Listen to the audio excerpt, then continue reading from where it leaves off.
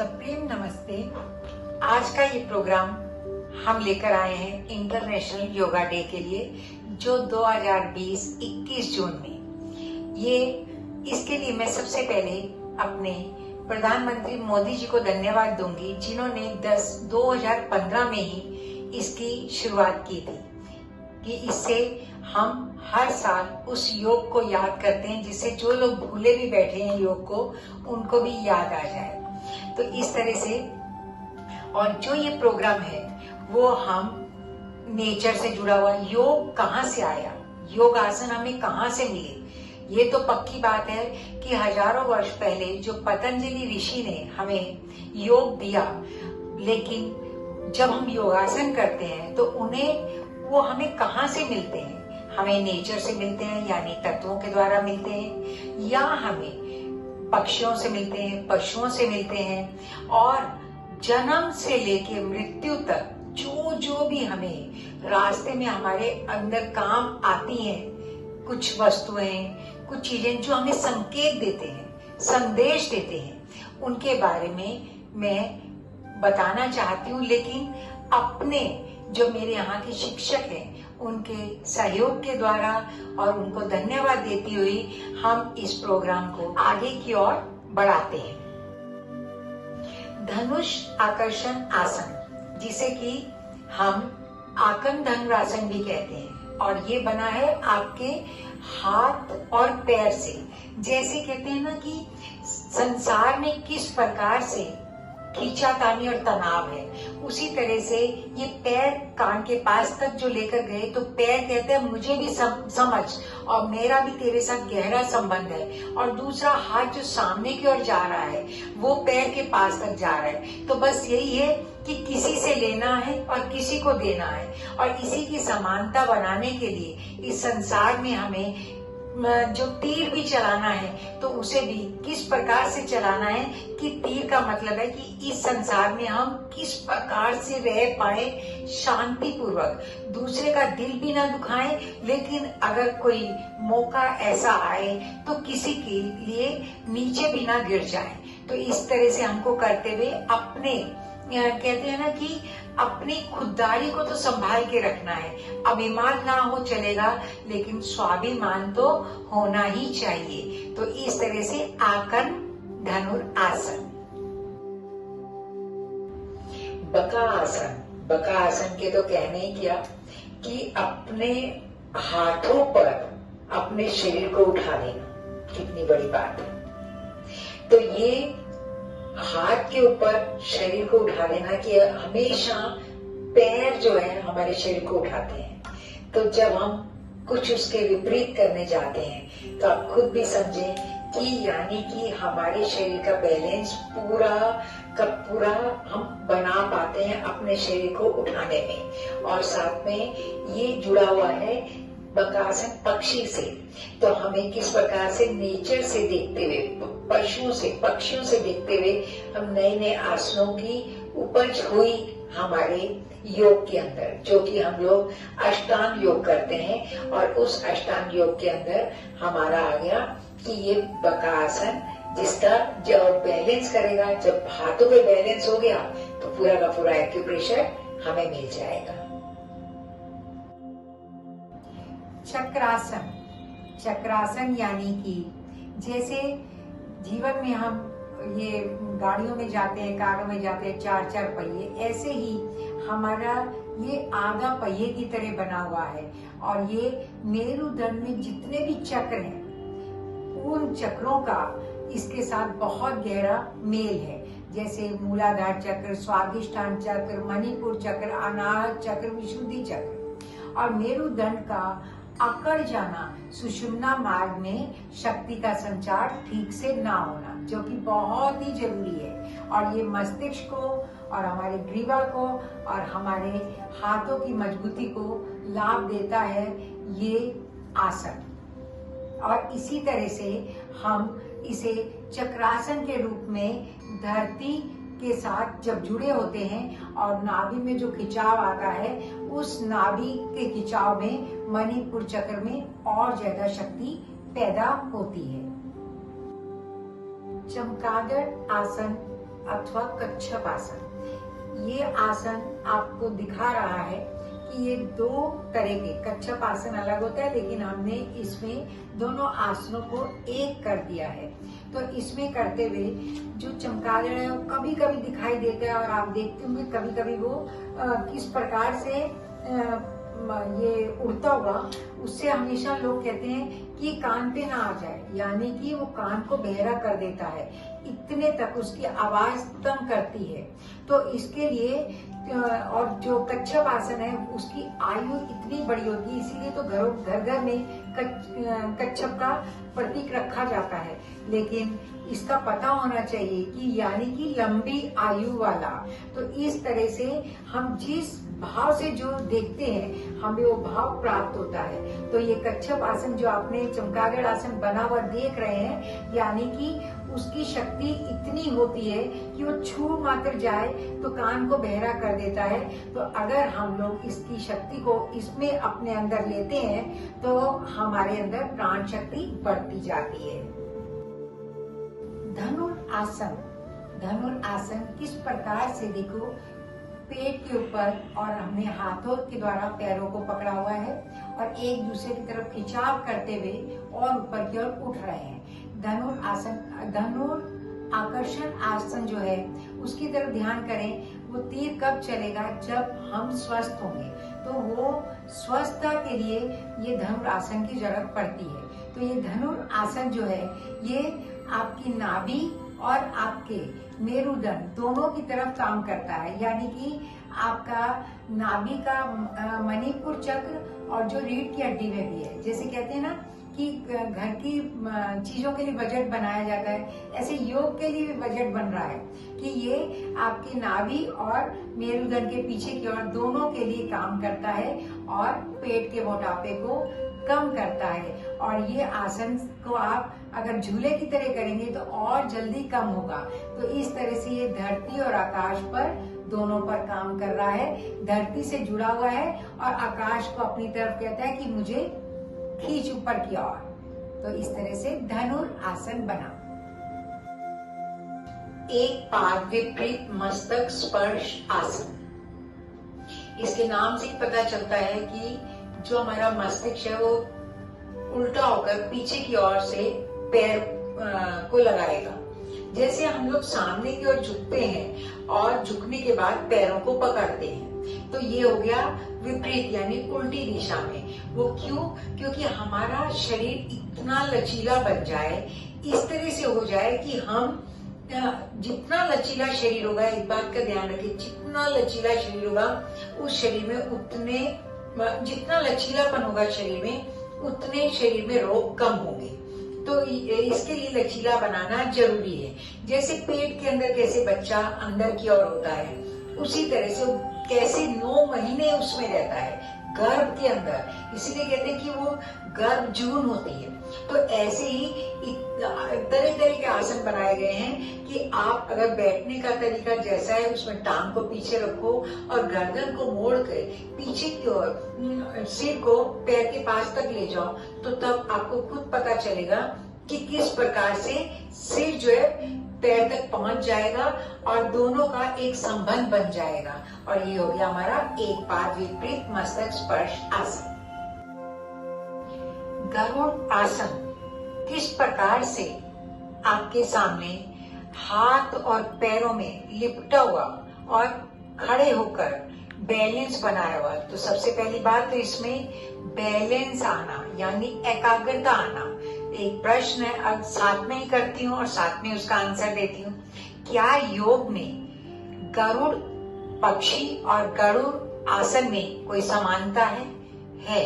क्योंकि गरुड़ पक्षी जो है वो आपको पता ही है कि वो किस प्रकार से पक्षियों का राजा है और उसी प्रकार से उसकी बुद्धि किस तरह से तीक्ष्ण और दूर से ही देखने वाला, दूर से ही पहचानने वाला यानी दूर दृष्टि रखने वाला और देवी देवताओं का भी आशीर्वाद उसे प्राप्त है। तो वो सारे के सारे गुण हमारे इस गरुड़ आसन में आपको मिलते हैं। साथ ही साथ वेरिकोज वेन्स की तकलीफ दूर होती है और साथ में हमें बैलेंस बनाना आ जाता है।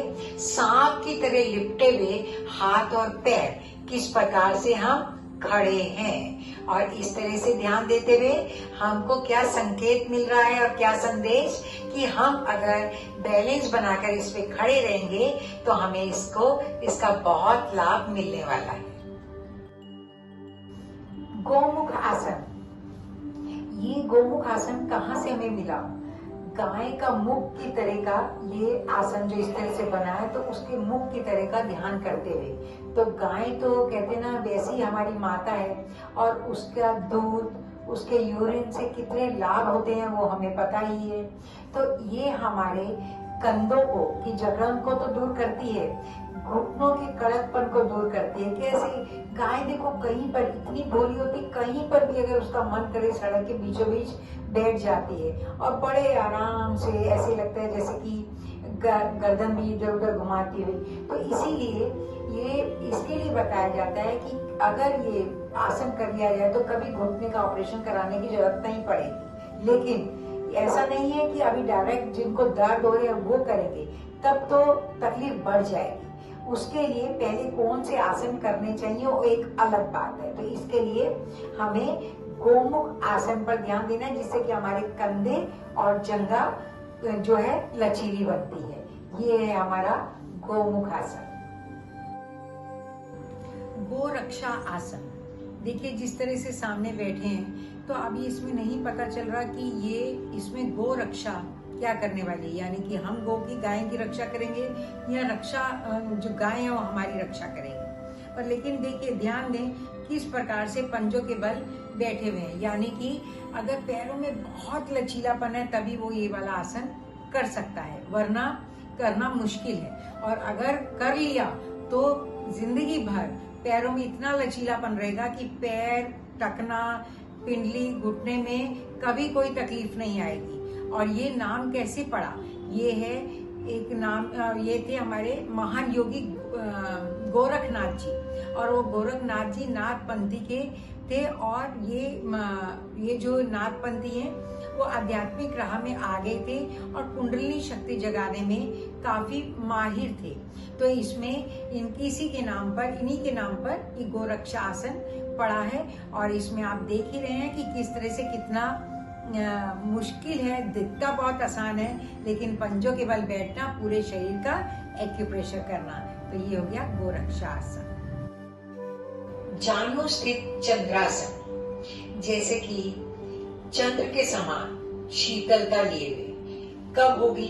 जब हमारे मेरुदंड में जकड़न कम होगी, अकड़न कम होगी। जैसे से लचीला होता जाएगा वैसे वैसे हमारा मन, चित्त, मस्तिष्क शांत होता जाएगा। और ये आसन उष्ट्रासन की भांति है, लेकिन उष्ट्रासन में घुटने के बल हम खड़े रहते हैं और एड़ी पकड़ते हैं या पंजे को लिटा कर रखते हैं। इसमें हमने चंद्र के समान थोड़ा सा आगा किया और हाथों को थोड़ा और आगे की ओर ले गए। तो ये हो गया कि इसमें और ज्यादा उसका असर हो, और जिससे कि हमारी गर्दन के भाग को और नीचे की ओर करते हुए ग्रीवा के भाग में और असर पहुंचे। तो आप ये समझ लीजिए कि ये जानु स्थित यानी घुटने के साथ हम चंद्रासन में किस प्रकार से चंद्र के समान इसमें शीतलता प्राप्त करते हैं। देख लीजिए कैसे हम पूरी प्रकृति से कुछ ना कुछ ले रहे हैं।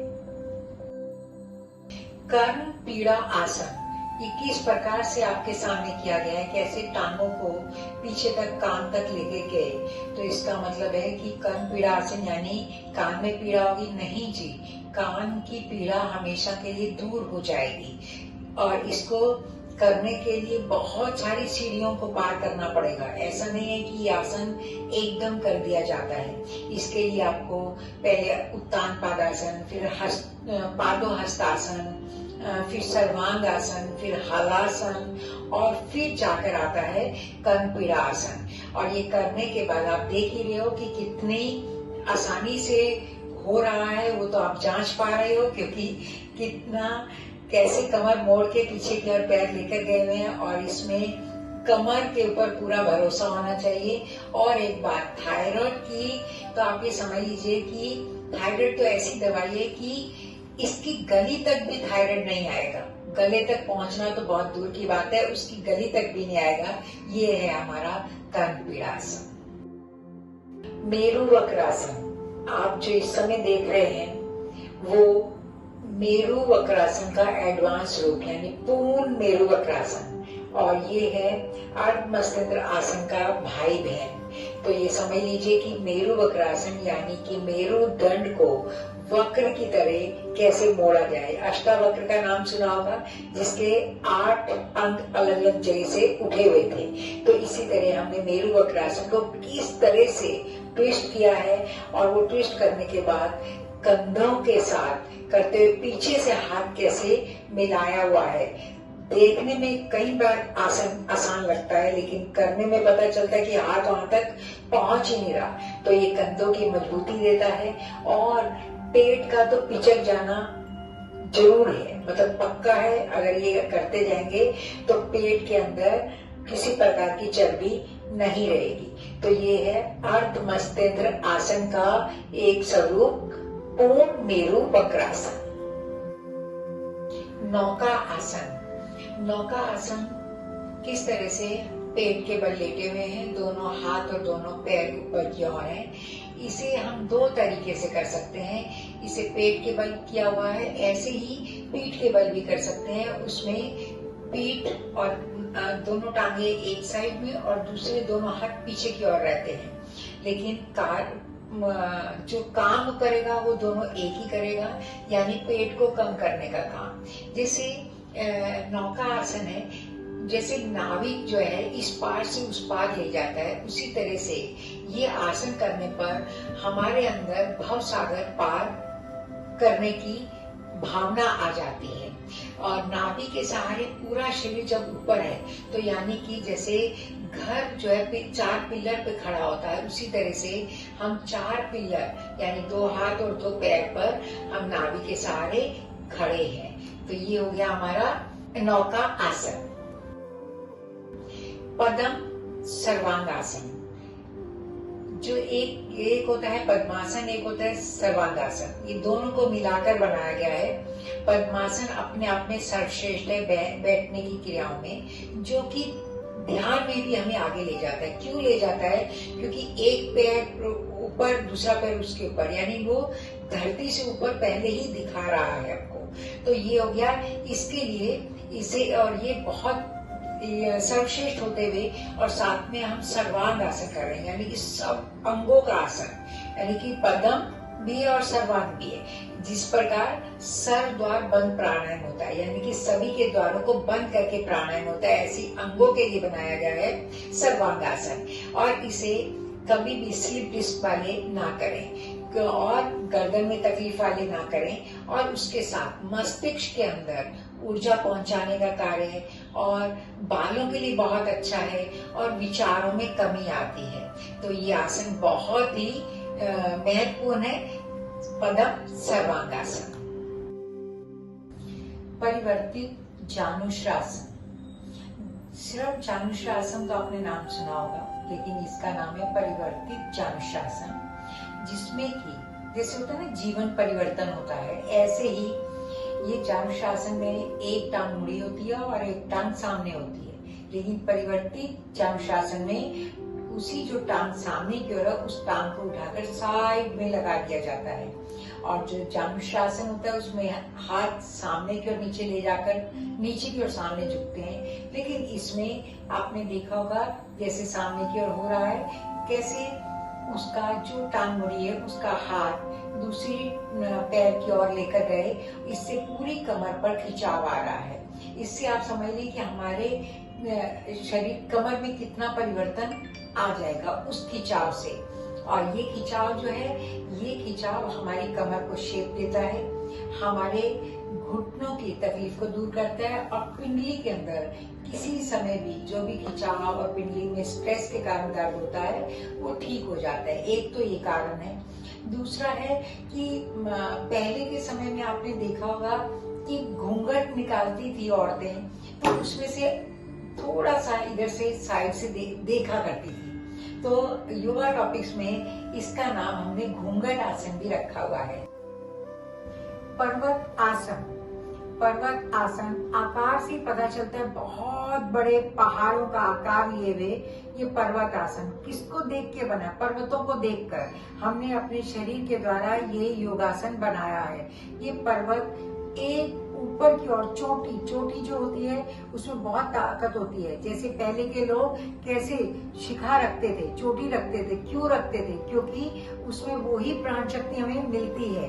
तो ये आसन जो है पद्मासन के अंदर तो करना ही है, लेकिन अगर आप इसका एडवांस रूप करना चाहते हैं तो पद्मासन में ही घुटनों के बल खड़े हो जाना है। तो उससे क्या हो जाता है, यानी कि हम और बड़े पर्वत पर चढ़ गए हैं। तो यानी कि पर्वत की हर धरती पर जो इकट्ठी हुई मिट्टी, कैसे इसमें ताकत आ गई है, वैसे ही वो मिट्टी में ताकत होती है और वो पर्वत के साथ समान हो गई। तो हमें संकेत क्या मिल रहा है कि हनुमान जी जो हैं किस प्रकार से जड़ी बूटी लेने के लिए पर्वत को उठा लाए थे। तो वो जड़ी बूटी यानी प्राण शक्ति वो पर्वत के अंदर हम इस आसन में प्राप्त करते हैं। और साथ में वायु, यानी कि वायु के वेग से वो आए थे, तो वायु का भी हमें लाभ मिलता है। तो इस तरह से पर्वत आसन। पश्चिमोत्तान आसन, पश्चिमोत्तान आसन सामने की ओर देखते हुए पता चल रहा है कि कितनी सुंदर तरीके से पैर के अंगूठे को पकड़ते हुए कोहनी को नीचे की ओर लगाया हुआ है और सिर को जानु पर लगाया हुआ है। तो इससे क्या संकेत मिल रहा है कि हम धरती और आकाश, जैसे कि धनुरासन में ऐसे ही हमारे अंदर जुड़े हुए हैं धरती और आकाश से। जैसे हमारे अंदर 72,000 नाड़ियां नाभि के अंदर है, वो हमारे 72,000 नाड़ियां अपान को और नाभि को सुरक्षित रखती हैं, व्यवस्थित रखती हैं और स्वस्थित रखती हैं। तो जब वो स्वस्थ होगा तो आपके टांगे और घुटने स्वस्थ रहेंगे। ये पश्चिमोत्तानासन इतना कीमती है, जो कर लेता है तो कुंडली जागरण तक पहुंच जाता है। बस करो और जानो, तब जाकर आपको पता चलेगा। क्योंकि जब नाभि पर दबाव आ रहा होता है तब हमें जो मणिपुर चक्र से शक्ति हमारी नाभि में मिलती है और हमारी 72,000 नाड़ियां स्वस्थ होती चली जाती है। तो पश्चिमोत्तानासन को 1 मिनट से 5 मिनट तक करें, फिर जानें। पतंगा आसन, पतंगा आसन यानी कि देखिए किस प्रकार से ये हवा की ओर मुंह किए हुए है। तो ये आसन यानी कि पतंग जैसे उड़ती है डोर की भांति, तो ये डोर जो है हमारी पेट और मेरुदंड से होती हुई हमें आगे की ओर दौड़ाती है, ऊपर की ओर। ये हमें हवा तत्व से मिला है, यानी वायु तत्व से ये आसन मिला है। और इस तरह से हमें इसमें इसका क्या लाभ मिलता है कि पेट को कम करता है। और जैसे जैसे हमारी पेट कम होगा, पाचन शक्ति और अच्छी हो जाएगी, तो हम अपने आप धरती से हवा की ओर ऊपर की ओर उठेंगे और हमारे विचारों के अंदर और पॉजिटिव आता चला जाएगा। तो ये पतंगा आसन इस तरह करना। सेतुबंध आसन, सेतुबंध आसन सेतु के नाम से ही पता चलता है कि किस प्रकार से हम जो पानी को, बहते हुए पानी को लांग नहीं सकते हैं, वहां पर एक सेतु बन जाता है और वो सेतु के ऊपर से जाकर सभी लोग वहां से पार हो पाते हैं, एक किनारे से दूसरे किनारे तक सेतु। जो इस समय आपके सामने आसन बना हुआ है सेतुबंध आसन, तो ये हाथ और पैर पूरे का पूरा एक पुल बना हुआ है। और ये पुल क्या दर्शा रहा है, क्या संकेत दे रहा है कि जो नीचे की ओर पानी की धारा बह रही है, जीवन शीतल, तो उसी तरह हमारे जीवन में भी अगर किसी के लिए हमको कुछ करना ही पड़े, तो किसी को भी कोई मुश्किल आ रही है, कोई तनाव है, कोई डिप्रेशन में है, तो हम किस प्रकार से उसे शीतलता प्रदान करें, ये हमारे इस आसन का संकेत है और संदेश है। इसी तरह से हम सेतुबंध आसन को इस प्रकार से करते हैं और ये हमारे पैरों और पिंडलियों के लिए, नस नाड़ियों के लिए बहुत ही लाभ पहुंचाता है। विकसित कमल आसन, किस तरह से आपके सामने खिला हुआ फूल की तरह हमारा एक योगासन बना हुआ है और ये योगासन में क्या हमें संकेत मिल रहा है और क्या संदेश ये देना चाह रहा है। वैसे तो हमारी जो लक्ष्मी जी हैं वो इसी फूल को पसंद करती हैं, तो वैसे ही कहते हैं ना कि धन की वर्षा हो रही है, साथ में धन यानी प्राण की वर्षा। तो इस तरह से पूरी धरती पर फूल ही फूल खिले हुए हैं और वो अपनी जो फूलों की चादर है वो सुगंध फैलाती है सब जगह। तो उसी तरह इस आसन से हमें ये संदेश मिल रहा है कि अपने अंदर इतने प्राण शक्ति बढ़ाओ, इतना सब प्राणों को फैलाओ, वो ही आपकी सुगंध है और वो ही आपके अंदर का ताकत है जो आप दूसरों को दे रहे हैं। वृक्षासन, वृक्षासन जिसे कि हम ताड़ासन के नाम से भी जानते हैं, यानी कि ये सीधा होते हुए भी हमें फल देता है। इसका मतलब है कि कोई भी अहंकार नहीं, कोई अकड़पन नहीं, ये हमें जीवन में यही संकेत देता है कि कैसा भी हो, कैसा भी जीवन आए, जैसे इसके जीवन में पतझड़ भी आती है, बारिश आती है, आंधी आता है, तूफान आता है, जो भी आता है, लेकिन ये हर हाल में खुश रहता है। पतझड़ में तो एक एक पत्ता इसका गिर जाता है, जैसे कहते हैं ना कि अभी जैसे लॉकडाउन पीरियड में कैसे कहते हैं काम नहीं है, तो उस तरह से इसका एक एक पत्ता गिर जाता है, बाद में वापिस नए पत्ते आते हैं, वापिस नए हरे पत्ते आते हुए खिलते हैं। तो हमें भी इस समय बहुत ज्यादा ध्यान रखना है कि अगर 2020 में हमें ये दिक्कतें आई भी हैं, लेकिन हर हाल में खुश रहकर हमें आगे की ओर बढ़ना है। ये है वृक्षासन।